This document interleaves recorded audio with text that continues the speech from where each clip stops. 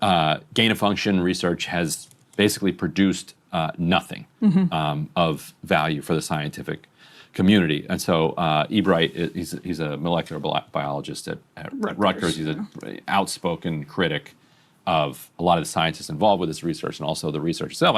So I asked him for his take. I was like, really? Like blanket? Zero? Nothing? And he says it has added nothing of substantive value. It has had zero civilian applications. It has not contributed to the development of any vaccine or therapeutic agent, and it has not contributed to preventing or responding to pandemics. I mean, its origin and its financing is mostly around bioweapons, like in the military capacity, both whether it's the U.S. investing in it, the Pentagon, or the Chinese military. That's what really gave it its boost, and particularly after the anthrax attacks back in 2001, 2002. That's when all of this money started flowing into it. So, and they've kind of then retconned some rationale for some civilian applications, but according to Ebright so far, like zero, like nothing has come of it. And it's interesting to think about the Wuhan Institute of Virology. So like the goal of that institute was to identify pandemics early, pathogens that could be of concern, to become a pandemic before they spread too far. Yeah.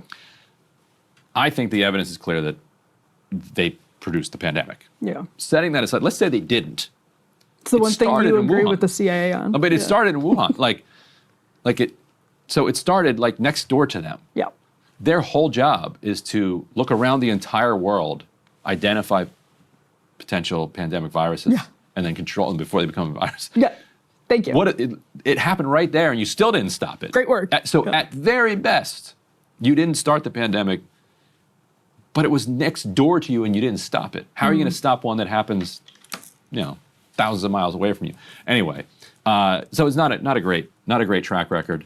That brings us to our friend of the show, Jeffrey Sachs, who chaired the commission that looked into the origin of COVID.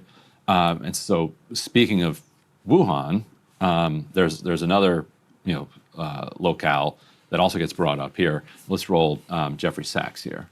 I'll tell you a sad truth, also a little surprising. And I have to admit, what I'm about to tell you is only 99% sure. But my view, based on very extensive work over the last 4.5 years, is that COVID came from the University of North Carolina, which is the leading researcher on beta coronaviruses, working with the U.S. government on a set of grant proposals that identified putting in the viral change that created SARS-CoV-2. It's a grim truth. It's ugly. It's been hidden from view. The reason I mention it in this context is we don't have any global governance that is effective right now to control the manipulation of dangerous pathogens like the manipulation that created the pandemic. And when it happened, and officially it took 7 million deaths, but probably if you count all of the deaths associated with COVID, it was probably closer to 20 million deaths. Even when that happens, it's never properly investigated. It's covered up. It's hidden from view.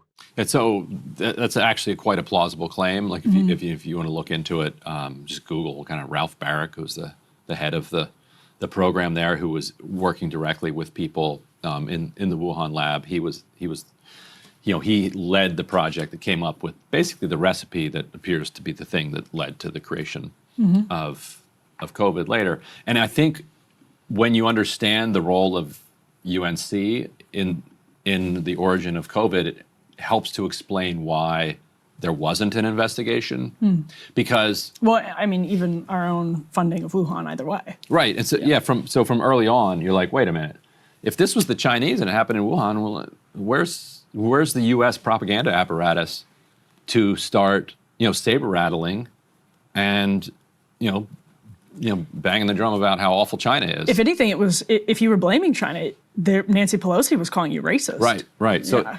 And so it's like, oh, I see why, because the U.S. was intimately involved in this as well. And so both China and the U.S. then have motivation to be like, what'd you say? It was these rednecks in Wuhan, buying pangolins.